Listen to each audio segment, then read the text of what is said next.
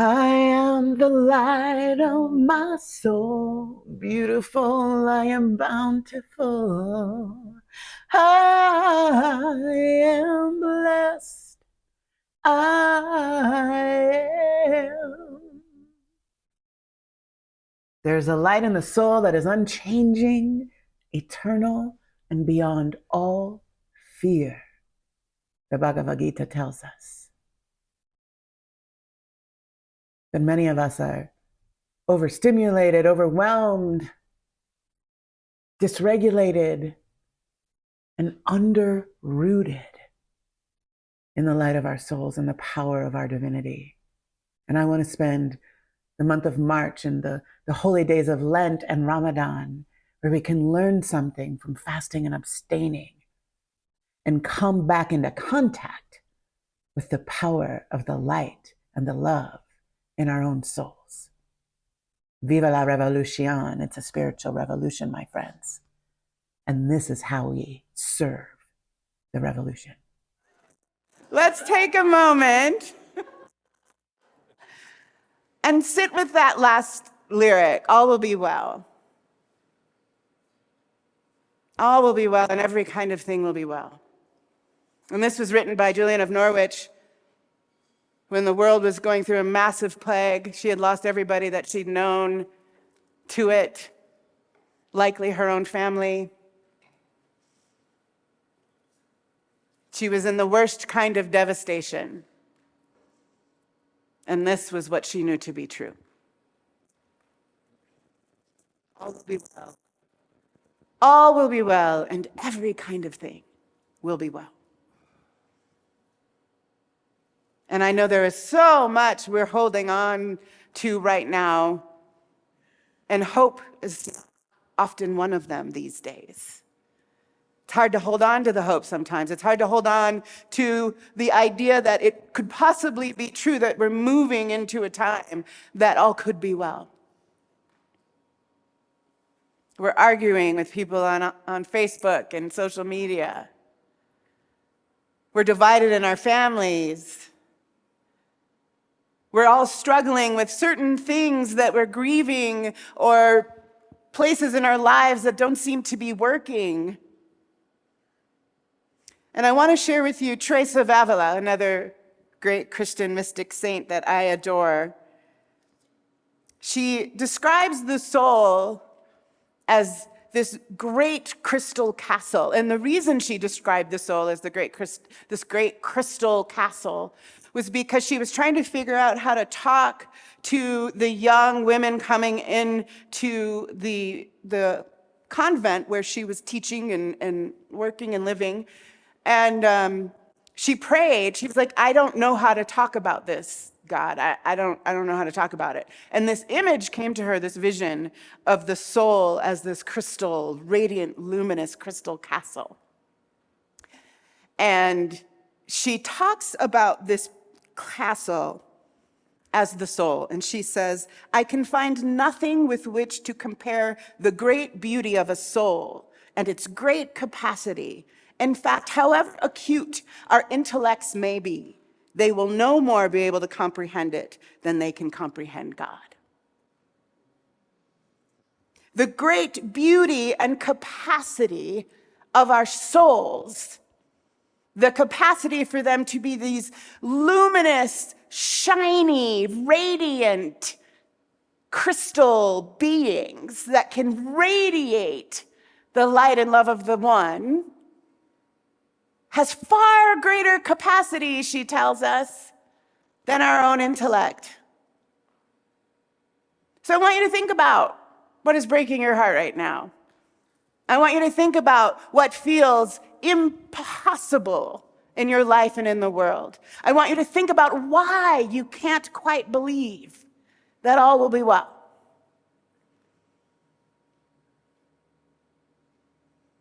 And that you don't know the solutions. I don't know the solutions to what is unfolding.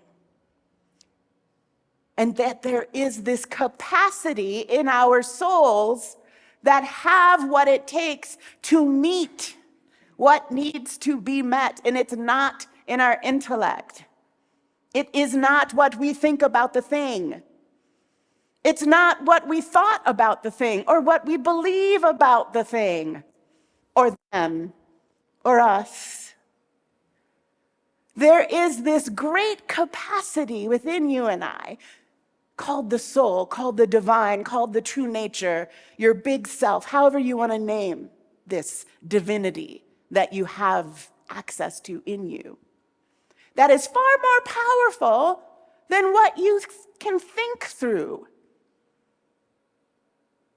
Which is why I am up here talking to you at all. Because I know the answer is a spiritual one. I know that the solution comes through your soul. That the wisdom and the power and the resilience that we need in our lives in this moment is soulful. So the work of the soul right now, she goes on to say that our souls cannot radiate when they are cluttered. Which brings me to spring cleaning. Anybody started their spring cleaning yet? Yeah? Anybody feeling it though? Like, dang it, dang it. I was looking around my living room just today before I came. And why do I have my winter blankets out and my spring blankets out? I have my heavy winter coat hanging up and my winter robe and my spring robe and my spring coat and my spring scarves and my winter scarves. Everything's out right now. Because New Mexico. But I was looking around and thinking like, woo! There is a need for some spring cleaning in here. There is a need for me to let winter begin to recede and put some things away, clear the space. It's this beautiful invitation that we're moving into in this spring season.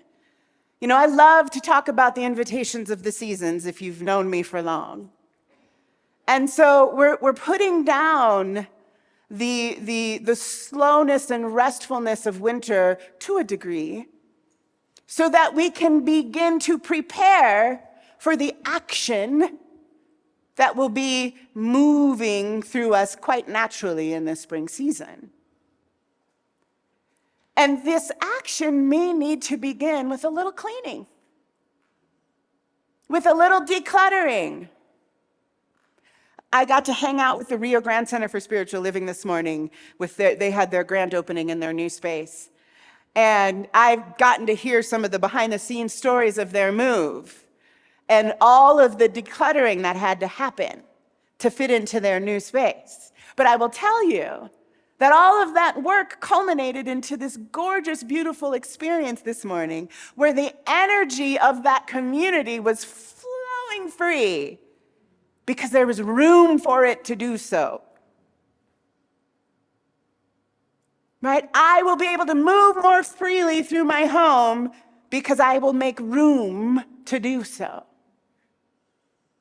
My soul will lovingly move in right action because I am able to be in relationship with it. I can see it and I can feel it. When I declutter, when I remove the things in the way that keep me from being connected to that soul in me that knows what to do when it is allowed the room and the space to express and to move in right action.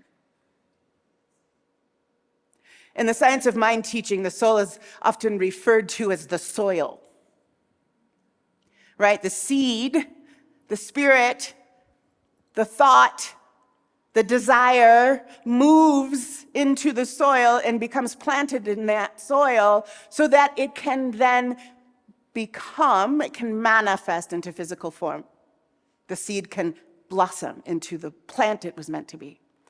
But I was thinking about the soul in this context, because I think our soul, the soil has a. And often the soil in the metaphysical teaching gets sort of taught as this neutral thing. I don't think it's neutral. I don't think our souls are neutral. I think they have a lot to tell us, a lot to teach us, just like soil does. A lot going on in the soil, a lot going on underground. There are a lot of networks happening. There is tons of communication going on. And we have to pay great attention if we want to know what it is, right? We need microscopes. We need people who know things about the things. We need to speak mushroom and mycelium. But there's a lot in there to know and be moved by. So I believe the soul in you already knows the shape of your heart, already knows the shape of the desires that want to move forward in your life, already has the answers to whatever you are trying to solve. But it needs you to slow down, put your fingers in that dirt, and let it tell you what your greatest longing is, your greatest desire, what the next right step is. Our minds have all kinds of ideas about how it all should go. Our souls have been knowing all along. And it's that thing in us, this spark in us, this radiance in us that knows how to shine bright enough. It has the resilience and the strength to shine through any moment. And oftentimes I think we think in our spiritual practices that we've got to do something to create our spiritual self. We have to do stuff to make ourselves more spiritual. And our practice this month, if you don't already know, is fasting and abstaining. Like a spiritual spring cleaning. Ramadan is underway. We're deep in Lent. There's a reason that these high holy days happen in the spring. Spirit knew we would be in need of a spring cleaning. That there's this opportunity every year at this time to empty ourselves, to clear the clutter, to come back into contact, to become conscious of God, as it says in the Quran. This clearing away so that the light, the love, the radiance can move through and out into the world. So you can be in direct contact with the greatest power you have access to. And I'm telling you, it ain't up here for all my brainiacs in the room. It's not here. It's in that depth, in the dark, in the muck, right? The lotus doesn't blossom without the mud. And that good, yucky, mucky stuff is your soul that has everything you need, all the nutrients, all the ideas, all the creative ideas, all of the impulses to move towards good and greater good. But we must declutter. We talked a little bit last week about what might you need to declutter. What have you been holding too tight to? What must you remove? As Rumi, the great Sufi mystic and poet, says, we don't seek for love, but seek to remove the barriers, thank you, Ganesha, that is keeping you from it. Your soul doesn't need you to do anything but get in touch with it. The divine doesn't need you to do anything to grow it as you, except get what it needs to be out of the way, out of the way. Declutter the misbeliefs, the habitual misbeliefs. Declutter the false ideas you might have muddying up the windows of your own soul. Abstain from the behaviors that do not serve you. Get into a practice of actual fasting and emptying yourself of your daily habit of eating and filling, and see what happens when you remove everything from inside and see what you can hear and feel and notice far more subtly and gratefully in that space, which is why all the faith traditions and indigenous traditions have a fasting practice.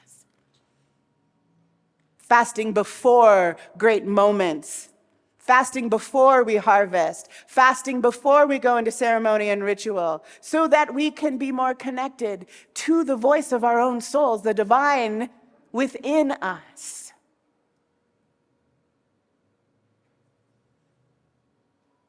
And we do that much like Jesus went to the desert, Muhammad went to the cave.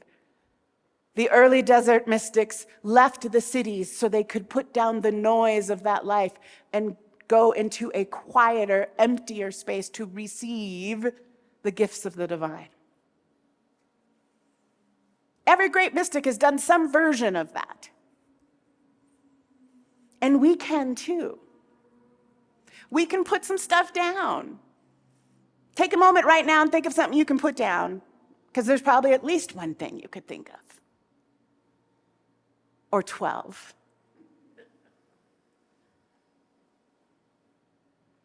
How can you allow your life to become decluttered so that the greatest power available to you is there, on deck, ready to meet what is needing to be met in your life? So that the radiant light of the One can shine out of you and maybe be the light for someone else in need. So that the radiant light of love can meet a moment that normally would have just gotten on all your nerves. So that when your heart is breaking with the state of the world, your soul can remind you that your life matters. And who you are being in your day-to-day matters in the world, even still. Our minds don't do that very well. Our minds are really good at fixing stuff and making stuff. They're a great servant of the soul. So I invite you to get into practice this week. Figure out what you're going to abstain from. Commit to a day of fast. Join me on Saturday for the iftar in the social hall with the Menara Muslim community, where we break fast together with a community potluck. Saturday at sunset in the social hall. Join me in a fast that day. And then you can come tell me about it. You, radiant, is what the world needs right now. May it be so.